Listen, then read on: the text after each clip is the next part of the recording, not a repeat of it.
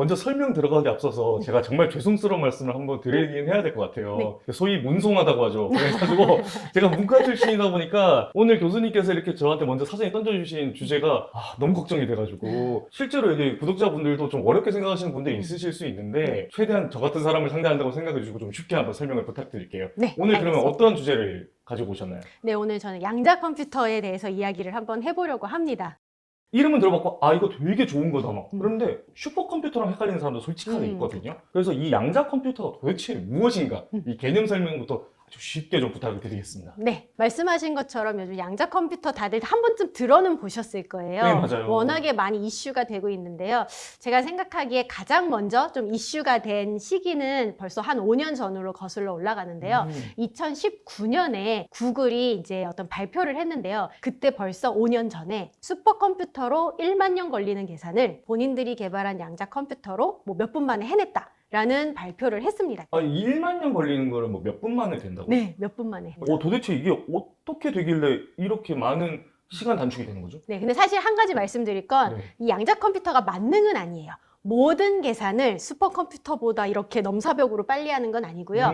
어떤 특정 계산들을 양자 컴퓨터가 특히 잘하는데 네. 그 중에서 하나를 약간 데몬스트레이션 했다라고 봐주시면 돼요. 그래서 5년 전에 한 번 데몬스트레이션을 했고 네. 이제 작년 12월에도 또 한 번 발표를 해서 이번에는 14년, 자년이란 단위 아시나요?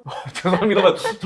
저 처음 들어보는 생전 처음 들어보는 네. 단어는 뭐죠? 그 자녀 10의 25승년을 자로 표현을 하더라고요. 14년. 10에 25승이면 0이 25개. 그쵸. 네, 계산을 포기하겠습니다. 네, 네. 엄청 오래 걸리는 계산을 구글이 본인들이 이번에 이제 새롭게 세컨 모델이죠 거의 새롭게 개발한 칩으로 또 몇 분 만에 했다라는 발표를 했는데요. 이런 계산들이 아직은 실생활에서 그렇게 쓰일 수 있는 계산은 아니에요. 그냥 약간 벤치마크 계산이라고 보시면 되는데 이런 몇몇 계산에서 이제 양자 컴퓨터가 정말 슈퍼컴퓨터보다 훨씬 뛰어난 능력을 보여주고 있는데요. 그러면 이게 왜 이렇게 빨리 계산을 할 수 있는가? 네, 뭐 때문에 어떤 기술이 이렇게 가능하게 만든 건가?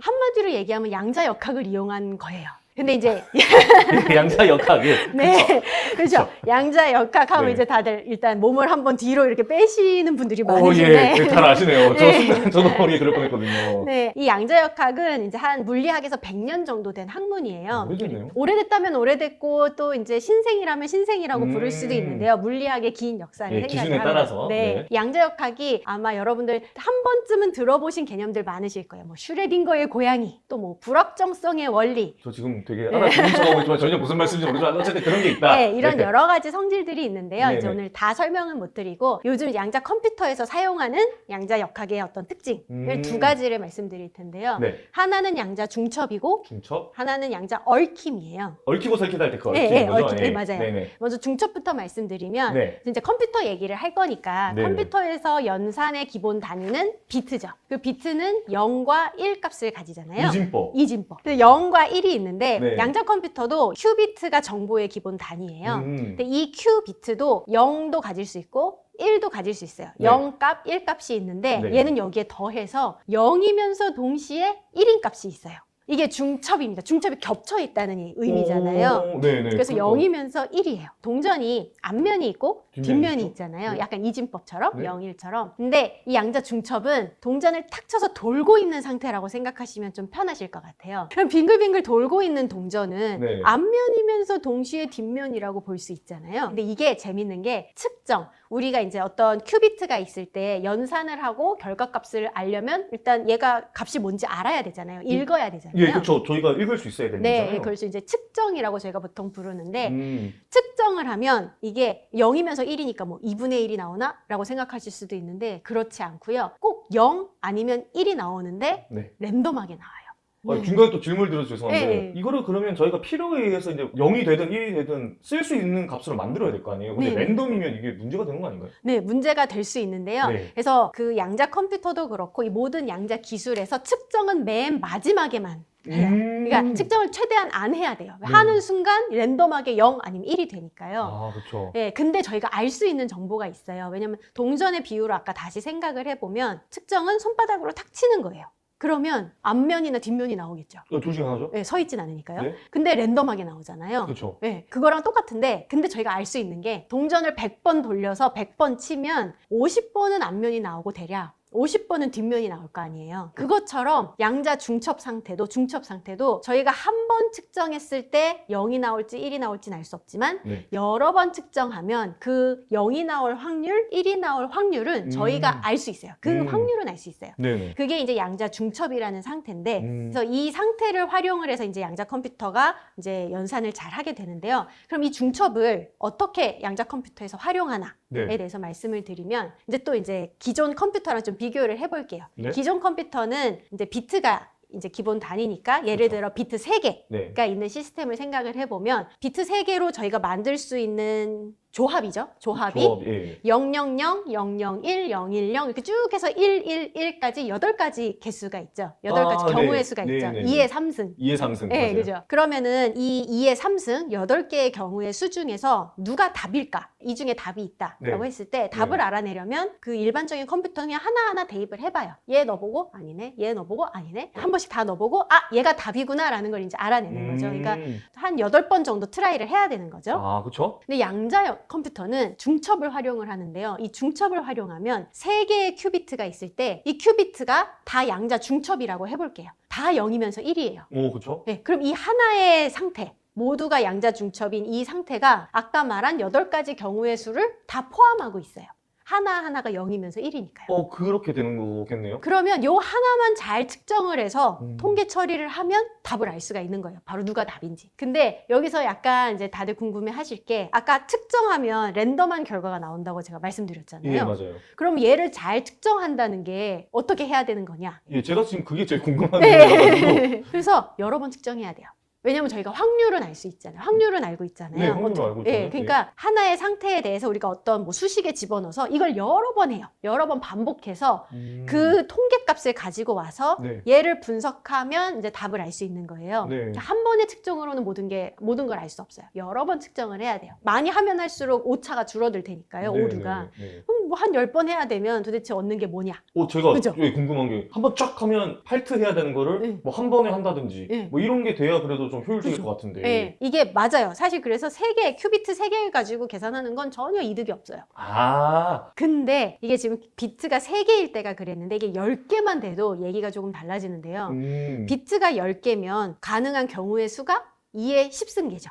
그렇죠. 네, 그러면 거의 1000개 정도 되거든요. 벌써 이제 일반 컴퓨터는 이제 1000번을 해야 되는 거예요. 답을 알아내려면. 그죠? 네. 근데 양자 컴퓨터는 10개의 큐비트가 다 양자 중첩 상태면 또 이제 하나의 상태가 아까 2의 10승, 1000개 정도 되는 상태의 정보를 다 가지고 있어요. 그럼 얘만 잘 측정하면 돼요. 벌써 일반 컴퓨터에서 1000번 했던 게 양자 컴퓨터에서 100번이면 되는 거죠. 그래서 양자 컴퓨터 얘기할 때 다들 큐비트 몇 개니? 라는 질문을 하는 이유가 비트 개수가 중요하기 때문이에요. 그게 첫 번째 네, 첫 성질이고요. 번째고. 그 다음은 이제 얽힘. 네, 아까 얽히고 설키를 따져. 네, 얽힘할 때. 네, 맞아요. 얽히고 설킨 거 딱 맞아요. 정말 이번엔 큐비트가 하나만 있을 때가 아니라 이제 2개 이상 있을 때인데요. 네네네. 양자 얽힘은 예를 들어 2개면 네. 2개의 큐비트가 정말 서로 얽혀 있는 거예요. 2개의 값이 따로 기술을 할 수 없는 게 꼭 같이 써야 돼요. 예를 들어 A, B가 있을 때 네. A가 0이면 B도 무조건 0이어야 되고 A가 1이면 B도 무조건 1이어야 된다. 그러니까 얘는 그러면 B 하나로만은 기술을 할 수가 없잖아요. 쓸 네네. 수가 없죠. 무조건 A랑 같이 써야 되는 거죠. 같이 있는 게 조건이니까. 네. 네. 그런 걸 양자 얽힘이라고 불러요. 그래서 뭐 저희가 예를 들어 00 더하기 11 상태 이런 걸 쓰면 네. 이거는 아까 제가 말씀드린 A가 0이면 B도 0이고 A가 1이면 B도 1인 요 상태들의 양자 중첩인 거죠. 그런가? 라고 지금 생각을 하시는 것 네, 같은데 그러니까 그게 특징이자 강점이라고 말씀하셨는데 네. 그게 뭐가 좋지라는 네, 생각이 그죠. 들거든요. 네. 이게 일단 얼마나 특이한 상태인지 먼저 좀 말씀을 드리면 네. 동전으로 생각하면 재밌는데요. 네. 이번엔 2개의 동전이 도는 거예요. 2개의 동전이 동시에 네, 도는 거군요. 네, 동시에 돌고 있는데 하나가 앞면이면 다른 하나도 무조건 앞면이 나와야 되고 하나가 뒷면이 나오면 다른 하나도 무조건 뒷면이 나와야 돼요. 네. 근데 이게 하나만 탁 쳤어요. 네. 앞면이 나왔어요. 네. 그러면 얘는 제가 아무 짓도 안 했는데 자동으로 확정인 거군요. 네, 혼자 넘어지면서 앞면이 나오는 거예요. 동시에. 음. 그리고 제가 뭐 이번에 이쪽 동전을 탁 쳐서 뒷면이 나오면 얘가 동시에 넘어지면서 뒷면이 꼭 나와야 되는 거예요. 아무 짓도 네. 안 해도. 그게 무조건 조건이니까. 네, 예를 들어 정말 극단으로 가서 하나 동전이 지구에 있고 네. 하나 동전이 달에 있어요. 근데 뭐 저희가 어떻게 양자 얽힘을 만들었다 해볼게요. 네. 그러면 돌고 있을 때 제가 지구에 있는 동전을 탁 쳐서 앞면이 나오는 바로 그 순간 저기는 또 무조건 앞면일 것이다라고 확정이 되는 거예요. 예, 동전도 혼자 넘어지면서 무조건 앞면이 나오는 거예요. 이게 양자 얽힘이에요. 그러면 얘를 어떻게 양자 컴퓨터에서 응용을 할 것인가에 네, 그렇죠. 대해서 말씀을 드리자면 컴퓨터가 연산을 할 때 여러 스텝들이 있을 거 아니에요. 뭐 요 연산하고 요 연산하고 이렇게 여러 과정들이. 과정이 있는데 이걸 좀 단축시켜줘요. 예를 들어 제가 한 뭐 12개의 비트가 있어요. 일반적인 컴퓨터에서 네. 12개의 비트가 다 0이에요. 음. 근데 이거를 다 1로 바꿔주고 싶어요. 그러면 일반적인 컴퓨터는 정직해서 그냥 한 번 하나씩 바꿔주면 돼요. 한 번씩 그냥 동전 돌려줘야 되겠죠? 일일이 이렇게 해서 12번 전기 신호를 보내면 이제 끝나요. 네. 근데 양자 컴퓨터는 어떻게 할 수 있냐면 12개의 큐비트를 다 얽힘 상태를 만들어버려요. 하나가 0이면 쭉 0인 상태, 혹은 하나가 1이면 쭉 1인 상태가 되게끔. 아, 무조건 이게 절대적인 조건이니까 하나만 딱 하면 그냥 싹 따라락 바뀔 수 있게. 네, 맞아요. 그래서 그러니까 한 번의 연산으로 모든 아이를 뒤집을 수 있는 거죠. 이렇게 아까 양자 중첩에서는 여러 경우의 수, 일반 컴퓨터로는 뭐 2의 10승 뭐 네. 이렇게 많은 경우의 수를 한 번에 계산할 수 있게 해줬다면 이제 양자 얽힘은 여러 연산 과정을 좀 압축시켜서 한 번에 할 수 있게 해주는 능력을 가지고 있어요. 네. 이런 거를 잘 활용을 해서 양자 컴퓨터가 연산을 빠르게 할 수 있는데요. 네. 그 중에서도 양자 컴퓨터가 잘하는 계산이 소인수 분해예요. 그러니까 양자 컴퓨터를 이용한 여러 이제 알고리즘 연구가 진행이 되고 있는데 그 중에서 수학적으로 증명된 아주 유명한 알고리즘이 있어요. 그게 이제 쇼어의 알고리즘이라는 건데 네. 소인수 분해랑 관계가 있어요. 소인수 분해 예를 들어서 7 곱하기 13을 계산을 하면 91이 나오죠. 근데 91이라는 숫자를 들었을 때 이거를 둘로 쪼개는 건 딱 들었을 때 딱 떠오르는 게 없어요. 없죠. 예. 네. 이게 소인수 분해는 기본적으로 곱하기는 쉬운데 네. 쪼개기는 어렵다. 즉 방향성이 있거든요. 그래서 이게 어디에 쓰이냐면 암호를 만드는 데 쓰입니다. 군사 암호일 때도 있고 우리가 네. 소위 뭐 이거 네, 컴퓨터 가는 맞습니다. 패스워드 하는 네. 때도 이건 소인수 분해가 기본으로 이렇게 쓰이는 예, 거군요. 예. 예전에 소인수 분해 기반으로 이제 암호 키를 많이 만들었고 한 2000비트 정도 되는 이 소인수 분해 기반 암호를 슈퍼컴퓨터한테 풀라고 시키면 네. 한 100만 년 정도 걸린다고 합니다. 그렇기 때문에 저희가 암호로 쓰는 거죠. 못 푸니까 암호죠. 사실 그쵸. 깨면은 암호가 쉽게 풀면은 그 암호가 아니죠. 네, 맞죠. 네. 근데 이거를 양자 컴퓨터가 제대로 개발이 돼서 양자 컴퓨터한테 풀라고 시키면 뭐 성능에 따라 다르겠지만 몇 분에서 기로 몇 시간 요 정도 안에 풀 수 있다고 해요. 이야, 이거 근데 사실 좀 무서운데요. 네. 이게 양자 컴퓨터가 지금은 뭐 그러니까 아직까지 완전 상용화 안 됐다고 말씀하시는데 네. 이거 상용화되면은 암호 어떻게 만들어야지 사실 그런 생각이 순간 들긴 들었거든요. 그래서 뭐 지금은 사실 이 소인수 분해 기반 암호보다 좀 더 복잡한 암호 체계가 많이 쓰이고는 있는데요. 네네. 어쨌든 이런 식으로 양자 컴퓨터가 정말 킬링 어플리케이션을 찾아가고 있는 단계예요. 특히 이 소인수 분해 기반 암호를 깨는 능력 때문에 양자 컴퓨터가 큰 주목을 받고 있죠. 양자라고 하는 거는 이게 어떻게 만들어지거나 뭐 캐오는 건가요? 이 양자라는 단어는 사실 저희가 양이 많다 적다 할 때 그 양에 네. 접미사 자를 붙인 거거든요. 양자라는 단어 자체는 뭐 어디 전자나 원자처럼 실존하는 입자는 아니고요. 값이 띄엄띄엄 있다라는 걸 이제 양자로 표현을 합니다. 예를 들어서 빛을 네. 생각을 해보시면 빛이 얼마나 밝은가, 어두운가 를 표현을 할 때 저희가 빛의 세기를 점점 줄이면 네. 스무드하게 0이 되는 걸로 저희가 많이 상상을 하잖아요. 네. 사실은 빛의 세기가 계단식으로 변합니다. 빛의 세기가 광자 하나, 광자 둘, 광자 셋 이런 식으로 띄엄띄엄 변하거든요. 이렇게 요런 개념, 띄엄띄엄 뭔가가 변한다는 게 양자라는 개념이에요. 양자가 그런 개념적인 거라면 네. 양자 컴퓨터는 뭘로 만드나요? 라는 이제 질문이 있을 수 있는데요. 여러 가지 방식이 있어요. 한 가지로만 아직은 결정이 되지 않았는데요. 가장 유명한 건 사실 초전도 큐비트라는 이제 시스템인데요. 이제 네. 구글이라던가 IBM이 쓰는 양자 컴퓨터예요. 네. 정말 초전도 물질을 이용을 해서 칩에다가 저희가 큐비트를 하나하나 그리는 시스템입니다. 그래서 기존 컴퓨터랑 가장 좀 모양이 유사해요. 기존 컴퓨터도 저희가 칩 위에다가 반도체 이렇게 회로 그려가지고 만들잖아요. 네, 맞아요. 그렇게 하죠. 네, 그거랑 거의 유사해요. 아니면은 원자, 주기율표에 있는 그 원자 중에 예를 들어 뭐 루비디움 아니면은 뭐 칼슘 네. 이런 원자 하나를 데려와다가 얘가 내 큐비트야라고 쓸 수도 있어요. 원자 하나가 큐비트 하나. 또 아니면 빛 광자 하나를 큐비트로 쓸 수도 있습니다. 그래서 좀 다양한 방식의 큐비트가 아직은 개발이 되고 있어요. 그걸 만드는 방식은 여러 가지 방식이 있고 아직 네. 최적의 방식은 찾지는 못했다. 네, 뭐 이런 아직 누가 승자인지는 결판이 나지 않았습니다. 가장 효율적이고 가장 괜찮은 거를 만들어내는 방식이 이제 승자겠네요. 그러면. 그러겠죠. 네. 이제 양자 컴퓨터가 나오고 있기 때문에 다양한 회사들이 관심을 가지고 있어요. 네. 이 양자 컴퓨터가 잘 푸는 문제가 대표적으로 뭐 최적화 문제를 양자 컴퓨터가 또 잘 풀어요. 예를 들어 뭐 세일즈맨스 프로블럼 아니면 물류센터 문제 뭐 이런 게 있는데 네. 대표적으로 물류센터를 어디에다가 놓는 게 가장 효율적으로 자원을 분배하는 것인가 이런 오. 문제를 최적화 문제라고 하거든요. 오, 네. 무슨 네. 말씀인지 알겠습니다. 금융 같은 경우는 금융자산을 어떻게 분배하는 게 가장 최적의 포트폴리오를 가져다 주는가. 양자 컴퓨터가 잘하는 계산이 또 분자의 구조라던가 네. 화학 반응 계산을 또 양자 컴퓨터가 잘해요. 또 잘하는 게 물질 계산이라고 저희가 부르는데 예를 들어 우리가 어떤 새로운 신물질을 만들고 싶다. 네. 근데 이런 특성을 가졌으면 좋겠다. 근데 이런 거를 양자 컴퓨터는 상당히 정확하게 계산을 할 수 있어요. 아, 그러니까 이제 트라이를 일일이 해보지 않아도 이렇게 할 수 그렇죠. 있는. 네, 트라이 앤 에러의 횟수를 획기적으로 줄일 수 있는 거죠. 그렇군요. 그럼 이 문맥에서는 제약회사는 약을 하나 만들기 위해서 엄청난 트라이 앤 에러를 거친다고 하거든요. 이 정도면은 사실은 어느 정도 상용화가 되었다고 해도 무리가 없겠는데요, 사실. 그렇죠. 이 상용화의 기준을 어디에 두시느냐에 따라서 상용화 되었다고 표현을 할 수도 있고 조금 더 지나야 된다라고 보실 수도 있어요. 근데 네네. 이제 현재 양자 컴퓨터가 있고, 그러니까 피지컬리 있고, 그리고 몇몇 이제 기업들이 이 양자 컴퓨터를 응용해서 본인들의 회사에 이득을 가져오는지를 테스트하고 있다라는 의미에서는 상용화가 됐다고 표현을 할 수도 있고요. 그래서 그 기업들이 네. 실제로 양자 컴퓨터로 이득을 보고 있는가, 그 측면에서는 네. 지금이 약간 경계 지점인 것 같아요. 그래서 아직까지 이제 그 단계가 돼야지 상용화라고 부를 수 있다라고 하시는 분들은 아직 한 그래도 3년에서 5년 정도 지나야 되지 않을까라고 보시는 분들도 계시고 또 한 걸음 더 나아가서 암호를 완벽하게 풀 수 있을 정도로 개발이 돼야지만 양자 컴퓨터가 상용화됐다 표현할 수 있다라고 좀 기준을 엄격하게 잡으시는 분들은 한 20, 30년 뒤에나 상용화 될 것이다 라고 표현을 하실 수도 있죠. 야, 그래도 요새 화두가 되는 건 AI란 말입니다. 맞아요. 그러면 이 양자 컴퓨터가 상용화가 된다면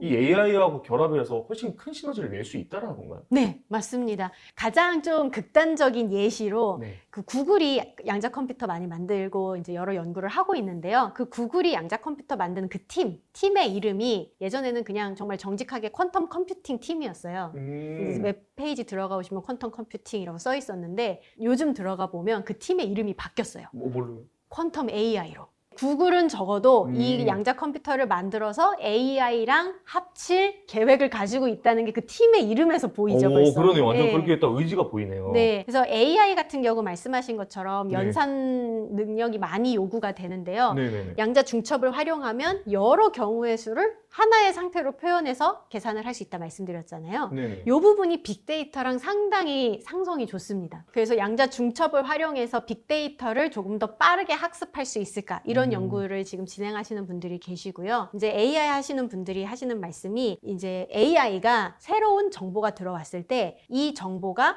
기존에 자기가 가지고 있던 수많은 정보 중에서 누구랑 가장 유사한가를 비교해서 찾는 과정이 있다고 해요. 네. 근데 그 과정이 상당히 오래 걸린다고 합니다. 근데 만일 이거를 기존에 가진 데이터를 양자 중첩으로 한 번에 만약 표현을 해서 새로 들어온 애랑 비교를 하면 훨씬 빨리 그 작업을 수행을 할 수 있겠죠. 그래서 AI를 좀 더 촉진시켜보자. 좀 더 좋은, 좀 더 빠른, 좀 더 혁신적인 AI를 만들어보자 하는 연구도 진행이 되고 있습니다. 듣기로는 이 양자 역학에 대해서 국가적으로 중국이 되게 푸시를 많이 가하고 있다 그래가지고 미국이 중국한테 실제로 제재를 많이 가한다고 하는데 이게 그러니까 그 정도로 패러다임을 많이 바꿀 수 있을 정도인가요? 군사적으로도? 네, 맞습니다. 그 아까 제가 암호 말씀드렸는데 어떤 나라는 양자 컴퓨터, 암호를 해킹할 수 있는 양자 컴퓨터를 가지고 있고 어떤 나라는 안 가지고 있다. 라고 하면 네. 당연히 군사력의 차이도 어마어마해지겠죠. 양자 컴퓨터를 가진 나라는 군사정보건 무슨 정보건 해킹을 할 수 있는 능력을 가지게 되는 거니까요. 그리고 그 외에도 뭐 양자 기술이라고 하면 양자 컴퓨터, 양자 통신, 양자 센싱 저희가 여러 가지 분야가 있는데 뭐 양자 통신 같은 경우는 보안 통신이랑 관련이 있거든요. 네네네. 절대 해킹이 불가능한 통신 체제를 만들 수 있는 게 양자 통신인데요. 그러면 양자 통신 네트워크가 있는 나라와 양자 통신 네트워크가 없는 나라는 해킹을 당할 가능성에서 또 확연한 차이를 보이겠죠. 네, 그렇겠네요. 네, 그래서 양자 기술의 유무가 나중에 국방력을 좌우할 것이다라는 거는 많은 사람들이 동의를 하고 있는 부분이고요. 그래서 사실 대부분의 나라의 국방부들이 다 양자 기술에 투자를 좀 하고 있습니다. 크게는 우리나라 그리고 미국, 아까 말한 중국 양자 이 컴퓨터에 대한 기술력에 대한 위치가 어느 정도가 좋나요? 지금 세계에서 일단 탑은 양자 컴퓨터로 제한을 하면은 미국인 것 같고요. 그다음에 중국이 바짝 따라가고 있고요. 그 다음이 아마 유럽. 그 다음이 제 생각에는 일본? 일본도. 네, 일본도 조금 늦었지만 최근에 이제 많이 따라가고 있고요. 네. 그 다음에 이제 우리나라가 더 뒤에 있다고 볼 수 있을 것 같습니다. 아, 그 정도보다는 조금 뒤에 있는. 네, 딱 몇이라고 하기는 좀 힘든데요. 10위권 정도가 아닐까라고 생각을 합니다. 우리가 이제 풀어야 될 숙제라든가 이런 것들은 좀 있나요? 어떻게? 네, 일단은 우리나라도 조금 늦었지만 양자가 중요하다는 거를 이제 알고 2022년에 양자를 국가 필수 전략 기술로 선정을 했어요. 그래서 이제 대대적으로 투자를 시작을 하고 있고요. 이제 특히 한 2년 전부터 예타를 추진을 했었어요. 이 양자 기술을 육성하기 위한 예타 예산을 이제 준비를 했었는데, 예타는 예비 타당성 조사잖아요. 그러니까 경제성에 대한 항목이 있는데 네. 이건 과학 기술이다 보니까 네네. 거기에서 계속 이제 이걸 허들을 넘지 못하고 피드백을 계속 받아왔었어요. 한 1년 넘게. 네네. 그러다가 드디어 작년에 예타를 면제를 받았습니다. 오, 드디어. 네. 오. 그래서 과학기술의 예타는 좀 말이 안 된다. 그래서 예타를 면제를 받아서 네. 현재 적정성 검토가 거의 끝난 단계이고요. 다행이네요. 네. 예, 규모는 앞으로 한 7, 8년 정도에 걸쳐서 한 7천억 규모의 이제 국가 예산이 풀릴 예정입니다. R&D에. 양자 컴퓨터, 양자 통신, 양자 센싱 골고루 이제 분배가 될 텐데요. 네네.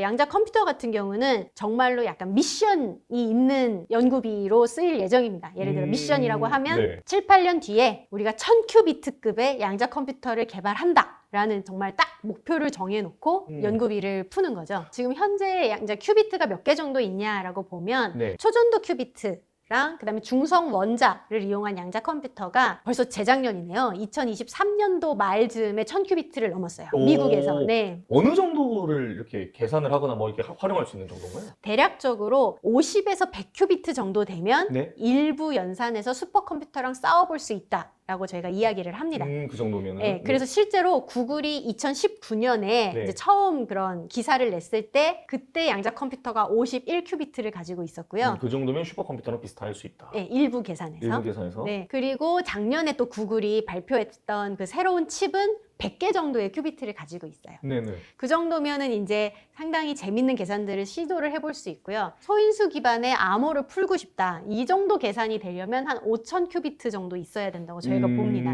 그래서 이제 1000 큐비트를 일단 목표로 잡고 이제 네네네. 정부가 대대적으로 이제 준비를 오. 하고 있는 거죠. 글로벌에는 좀 동향이 좀 어떤지. 최근에 이제 당연히 투자는 많이 이루어지고 있고요. 네네. 특히 전 세계적으로 한 42 빌리언 달러의 투자가 이루어지고 있다고 합니다. 42 빌리언 원 그래도 계산이 어려운데 달러군요. 네, 달러예요. 네, 네, 네. 0을 3개 정도 더 붙여야 네, 되는데 그러니까요. 네. 그래서 어마어마한 투자가 이루어지고 있고요. 근데 그중에서 중국의 데이터는 사실 다 좀 알기가 어려운 측면이 믿기 힘들죠. 네, 많은데 그렇죠. 네. 대략 중국이 한 15 빌리언 달러를 투자를 하고 있다고 합니다. 이제 미국 같은 경우는 국가적으로 5 빌리언 달러 정도를 투자하고 있다고 하는데 근데 미국은 사실 프라이빗 섹터에서의 투자가 상당히 활발해요. 양자 쪽에.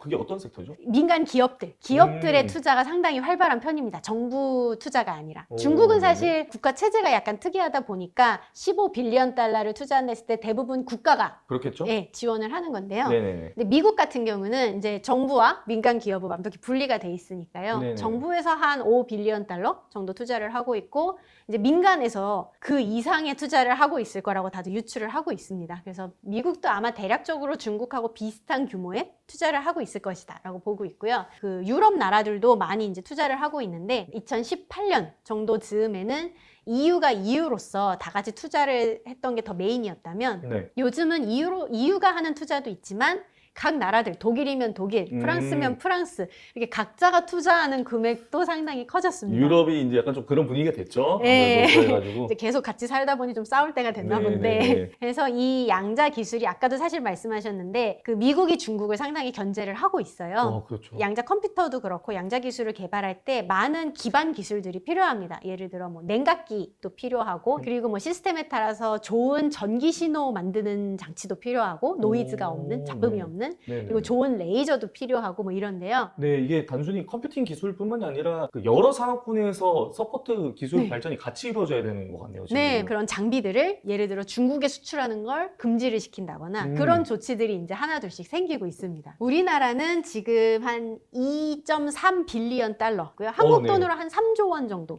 그래도 꽤 많은 네. 돈이긴 하네요. 정말 네, 그래도. 이 통계를 발표하는 자료를 제가 매년 추적을 하고 있는데 네네. 2년 전, 아니죠, 이제 3년 전만 해도 이 값이 40밀리언 달러였어요. 그러니까 수십억 원 정도의 규모였는데 요 몇 년 사이에 정부가 정말 이제 힘을 쏟고 있습니다. 많이 이제 투자가 늘어났습니다. 아유, 그래야 되죠. 지금 제가 잠깐 이렇게 1시간 정도만 들었는데도 중요하긴 중요한 사업이구나 이런 게 들리는데 정부 쪽에서는 당연히 더 중요하게 이렇게 이끌어가야 될 것 같고요. 네. 마지막으로 이제 이 양자 컴퓨터에 대해서 좀 하시고 싶은 저희에게 전해주고 싶은 말씀이 있다면 좀. 네, 이 양자 컴퓨터가 지금 이제 좀 많은 주목을 받고 있어서 네네네. 극단적인 예로 주가가 막 왔다 갔다 하고 있는데요. 양자 아. 컴퓨터 관련 기업들이. 근데 사실 양자 컴퓨터 개발이 결국은 사람이 중요하거든요. 이게 많은 인력이 필요한 산업인데 우리나라가 아직은 좀 인력이 부족한 편입니다. 근데 인력 개발이라는 건 이게 뭔가 단시간에 되는 일이 아니거든요. 긴 호흡으로 봐야 되는 일이라서 그게 언제나 좀 어려운 것 같습니다. 맞아요. 이게 우리나라 사람들 진짜 똑똑한 사람들 되게 많은데. 네, 이제 저희는 학생들한테 이제 홍보하는 것, 학생들이 이쪽으로 관심을 가지게끔 계속 꾸준히 좋은 결과 보여주고 이제 재밌는 일이다라는 걸 홍보하는 일도 저희가 꾸준히 하고 있고 그 외에도 사실 기존 산업군, 다른 좀 비슷한 분야에 계시던 분들도 양자 쪽으로 연구를 같이 협업, 콜라보레이션이죠. 협업을 할 수 있게끔 또 많이 노력을 하고 있습니다. 이거 그래도 굉장히 긍정적인 움직임들이 이렇게 여러 군데서 보이네요. 영상 보고 많은 물리학 또는 꿈을 꾸고 있는 학생들 좀 네. 이렇게 지원해줬으면 하는 바람이 있고요. 네. 오늘 정말 재밌는 시간이었고 다음에도 그러면은 더 재미난 주제를 가지고 다시 한번 이게 구독자들에게 인사해 주시길 바라겠습니다. 네. 오늘 감사했습니다. 네, 감사합니다. 네.